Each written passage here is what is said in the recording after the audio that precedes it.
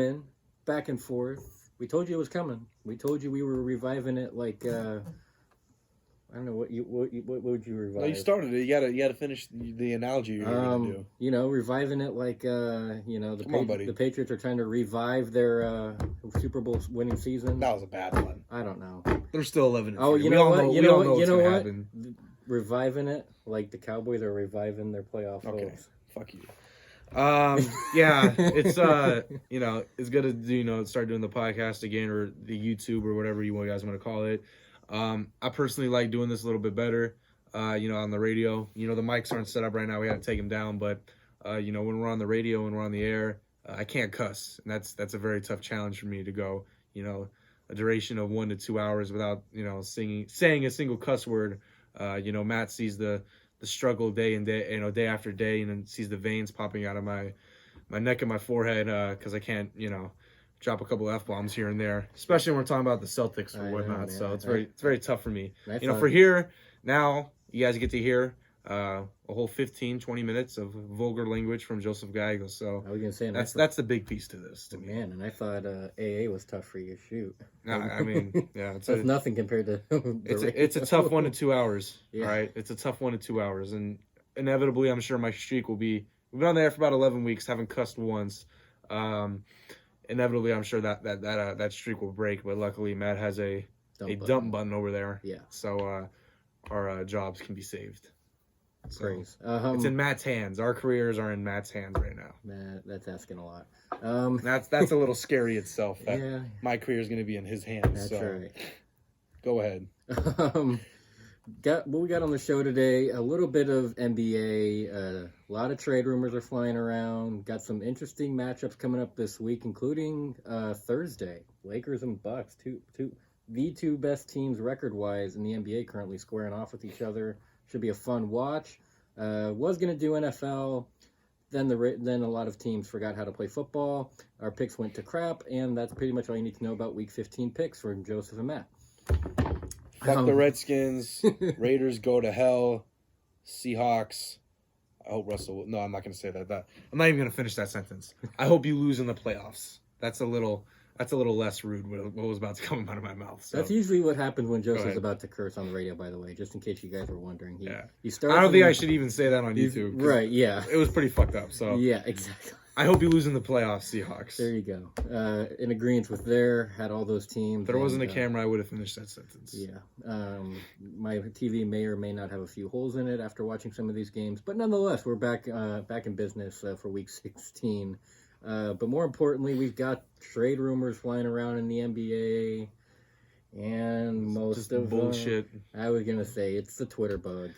Yeah, and it's just funny. Anyone that has a decent following on Twitter could just put out whatever they want, and sure. all NBA fans will flock like birds and believe it and just hover over that tweet. But yeah, ever since as of December 15th, players that were signed in free agency are now eligible to trade. So pretty much everyone is eligible to trade. Teams decide to trade a certain player, of course.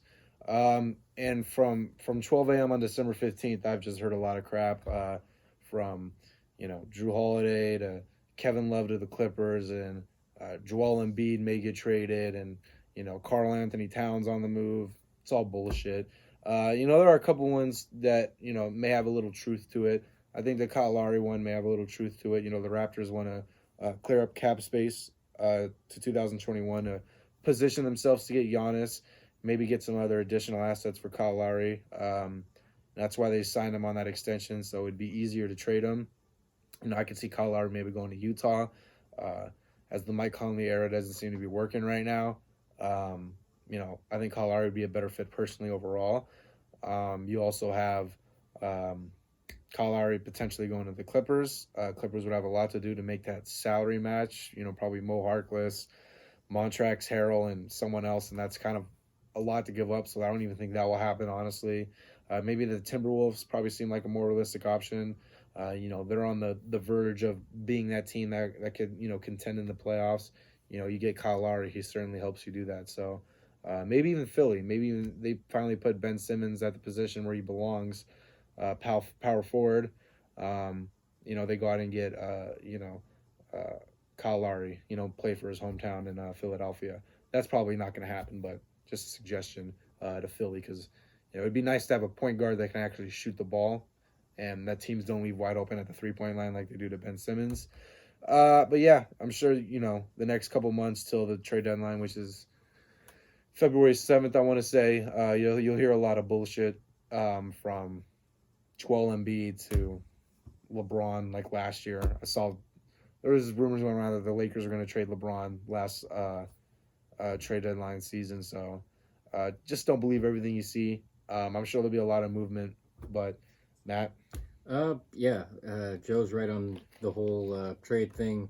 Look, don't take anything too seriously here, guys. We won't see the majority of these trades happen until probably about a week before the deadline. A lot of it will actually come probably the day before or maybe even the day of the deadline. Historically, that's just what happened. It's much like the NFL trade deadline and MLB trade deadlines. You see all these trades start flocking in like 24 to 48 hours before the deadline. It's just typically how it works. You may see one here or there, but as far as like actually a trade happening, I would look probably more towards closer to that deadline for that to happen. As far as who could be traded, Kyle Lowry is an interesting case. It kind of reminds me a little bit about Blake Griffin when the Clippers re-signed him in the offseason to trade him during... That's different because they gave him a 4-year max. Well, I mean, they gave still Kyle Lowry a 1 year. Well, still kind of the same... I mean, lengthwise, yeah, but like the same like principle, like re-sign in the offseason and then trade during season is what I was going there. As far as like who could be trading for what, honestly, I could see both the Celtics and Clippers both trading for the same type of assets as far as needing bigs. Both teams could absolutely use an extra one. Clippers have obviously looked a little bit small at times with Montrezl Harrell. Nothing against him, but he can only stretch out so far, and Zubac is still gaining and learning. Zubac is slow. Yeah, he's slow. He's not our best. He's not really the best scorer down low either. And then obviously with the Celtics, there's been talks. Even when like before the season started, like, oh, are the Celtics going to trade for a big? Who could it be? The names I've seen is Miles Turner and Steven Adams. I prefer Miles Turner. I would say, does Steven Adams have a big contract though? Yeah. Okay. For Miles Turner. Yeah, then absolutely. You'll be looking at a probably Miles Turner, I think would be a little bit of a cheaper contract to pick up. Also, I think a little bit younger, too, than Steven Adams, if we're not mistaken. One thing, deal that I like, or possible trade that, this is all fictional, by the way. I put this together in my head. No, you can put it on Twitter. People will start believing. Yeah, I'll put it on Twitter. Well, I only have like 180 followers, so I don't think that's probably good enough. But if I had 1,000, I'd go for it absolutely, and everyone would believe me. But right. I'm not there yet, so I need to make some Twitter bots tonight and get me to 1,000 followers. That's the priority tonight. Fuck studying for the exams. No, I need to get to 1,000 followers. Yeah, but anyway, one thing I kind of was thinking, if there actually is truth to Drew Holiday, I would trade Gordon Hayward for Drew Holiday. Interesting trade. And then I would trade Tice, Canner, and Langford for Miles Turner. And so you got a starting five of Kemba, Drew Holiday, Jaylen Brown, Jason Tatum, and Miles Turner. And the Celtics get 20 times better defensively with that lineup. Drew Holiday is way better defender than Gordon Hayward is, and Miles Turner is better than fucking Enes Kanter. So you would have still Robert Williams then coming off the bench too, if I'm not mistaken. Yeah, and Robert Williams is a pretty solid defender as well. That probably will not happen, but that's something I put together in my head. I don't think they'll trade Gordon Hayward, and I have nothing against Gordon Hayward, but I just think the Celtics would be a lot better defensively with that lineup, and I think Drew Holiday understands and knows he can take a step back and let Brown and Tatum flourish. I think when Gordon Hayward's there, they're a good lineup, but you don't see, we saw Brown and Tatum averaging 25 and 23 when Hayward wasn't playing. When Hayward plays, they're averaging like 18 and 16, which isn't bad, but they're playing a lot better when when Hayward's not there. And Drew Holiday can just be a guy that gets us 12 points and defends really well.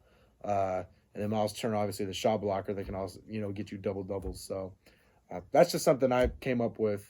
Probably won't happen. We'll probably end up trading for Zubac or some shit like that. So we will see, I guess. Yeah. The tricky thing with Gordon Hayward is more so his contract and finding a suitor for it. Um, I believe Gordon Hayward. Well, I think that's easier because now he's actually playing well. That's true. Last year would be difficult because he was playing like shit. This year is actually an efficient player. He's getting you, 18 points and 6 rebounds, and he's also playing with a lot of talent too. So, and the Pelicans obviously want to contend still for whatever reason. They have cap still, like available. Well, I'm sure they the do. salaries would match with Holiday and Hayward. Really, they both have the same contracts. It was 32 million and 26 million, and I believe the Pelicans have that $5 million exception. I was gonna say, I think if I remember right, Pelicans still have pretty good amount of cap. They have trade exceptions, which fills in the cap. So yeah, I mean, plus they're not. I mean, Zion, like you said, Zion's gonna be out a while, so we're not sure when he's coming back. Maybe add a piece to the lineup to keep him somewhat afloat for his return. I mean, it's not bad. They put out what? They put out Lonzo, JJ Redick, Hayward, Zion, and Gordon Hayward. Wait, no, I did that wrong. Lonzo, JJ Redick, Gordon Hayward, Zion, Jackson Hayes. I like Jackson Hayes. Yeah. He's been a really impressive rookie, by the way. Yeah, no one talks about it. Yeah. He's not on the Lakers or Knicks or... No, he's not. He's not in a big market. Or the Bucks or whatever. Yeah. If you're not winning consistently, you're not in a big market. I guess you don't get talked about in the NBA. Kendrick Nunn doesn't get talked about either. What's that? Kendrick Nunn, undrafted rookie with the Heat. Oh, he's doing pretty well. I mean, I haven't seen any of his numbers. 16. I think he's averaging like 16 or 17 points. I'll pull it up right here. That's pretty good for you a go rookie. On. Yeah, absolutely. I think especially now that we're gonna start getting into more of these good matchups. Hell, we got one coming up on Thursday with the Lakers and Bucks, 2 best teams in the league. We're just going to start seeing more of this as the season progresses. You're going to see a lot more primetime televised games. Teams are going to want to be competitive, and they're going to make a good impression on the fans. And you do that through the trade and making roster moves and whatnot. Yeah, so Kendrick Nunn's averaging 16 points, 3 assists, and 2 rebounds as an undrafted rookie. And he had 36 points the other night. So he's doing pretty good, man. He doesn't really get a lot of attention either. Yeah, maybe in the conversation for Rookie of the Year. Who knows? He is. I saw him in the voting. He was like second. That's pretty good. PJ Washington was first before he got hurt, so I'm sure Kendrick Nunn will take over for a little bit. Hey, as long as Ben Simmons is not in the voting again, we're good. That was a little bit of shot at Ben Simmons, but nonetheless, speaking of, they're 76ers are playing the Miami Heat tomorrow. Yeah, we got the 76ers and Heat, and then we got the Celtics and Mavericks as our ESPN televised games. I'll go with the Sixers. I believe that game's at home tomorrow. Philly has not lost at home, and they play like a really completely different team when they play at home. I believe they'll have Josh Richardson back too. He played really good the first time against the Heat. That is his former team. Expect him to ball out. It's going to be really tough to beat Philly in Philadelphia tomorrow. And, this is killing me to say because I hate all Philly sports teams with a passion. But you got to give credit where credit's due. Philly's playing good basketball right now. Joel Embiid probably wasn't, as lazy as he is some games. That team, probably had the best record in the NBA. I truly believe that. And, they proved me wrong. Mike Scott's been really well for them off the bench. They can go out and get some other pieces through the trade deadline. But I like Philly in that game to beat the Heat. They killed them the first time. With the Celtics and Mavericks, I'm going to take the Mavericks tomorrow. That game's in Dallas. They don't seem to be phased at all without having Luka Doncic. The Mavericks just went up to Milwaukee without Luka and beat the Bucks, who had the best record in the NBA at the time and were on an 18-game win streak. Now they have home court advantage, and the Celtics won't have Marcus Smart, Robert Williams, Vincent Poirier, and Jason Tatum is questionable. So even if Jason Tatum plays, they're still out a bunch of guys, a lot of depth. I don't think Taco Fall is going to go in there and get us 30 points. So I'd love to see it. I'd love to see that, but that's not going to happen. He probably won't even play. So we'll see. I'll probably take the Mavericks by at least 10 points tomorrow. Wow. Having home court advantage and, the Celtics not being fully healthy and, missing 3 pieces, maybe even 4 tomorrow. So I had the Mavericks and Sixers. Yeah, I'm going to go on the contrary on actually both of these games. I think it's a really good spot here for the Heat to sneak a win out. Heat's kind of a team, again, nobody's really talking about. They're kind of almost flying under the radar a little bit, kind of overshadowed a little bit by the Bucks. And, even a little bit in the Celtics if you're staying in the East, but overall, like the Lakers are doing well. So nobody's really talking much about the Heat.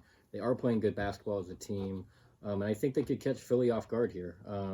Philly, to me, I think even going back to last season, has been very inconsistent as a team. They'll have a really good game, followed up by a mediocre to below average game. I don't really buy into Philly having two really good primetime games in a row. And I think this is just a spot where the Heat can come in, sneak a win out, and kind of shock everybody a little bit, and definitely show that Philly is still a little bit inconsistent. And then on the later half, I'm going to go with the Celtics as well. I'm not sure. I didn't take the Celtics. No, I mean, not as well, but, You're having a tough day, buddy. Yeah, definitely need a little bit more of this. Definitely going to take the Celtics, though. I think I'm almost wondering if the Mavericks beating the Bucks last night was almost a little bit of a fluke. I don't know what necessarily happened there. Maybe the Bucks are a little tired. But as of right now, until I see more out of this Mavericks team, I'm not sold that they're going to be completely good and okay without Luka for the time being. That's a big loss, and from what we heard, he's going to be out an extended period of time. I think probably at least 2 weeks, 2 to 3. Yeah, so definitely missing some notable games, including tomorrow night. Definitely a big shout out though for getting the win against the Bucks, snapping their streaks. But I do think it comes to an end, and I'll take the Celtics tomorrow. Even being down a few pieces, I don't think that necessarily plays a huge enough factor for the game to go in the Mavericks' favor, which is why I'll take the Celtics. All right, so is that it for NBA, or you got anything else? All right, I think that's it for NBA. That's all I got. All right, well, first episode back in about a couple months, I believe. I think it's been about 2 months since we uploaded to our YouTube channel. Obviously, we appreciate the support. And if you have the chance, download the Rebel HD2 app, 91.5 Rebel HD2 app, and tune into the campus breakdown Monday through Friday, 6 to 7 p.m., and then on Sunday, 4 quarters from 8 to 10 a.m. Obviously, again, appreciate your support. Stay tuned for more episodes. Matt? Do whatever this guy just said. And thanks for watching. Subscribe, share, like, whatever you got to do. Our picks are in. We'll see y'all after the games on Wednesday to see how we did. Until then, enjoy the games, and we'll see you later. Fuck you, Redskins.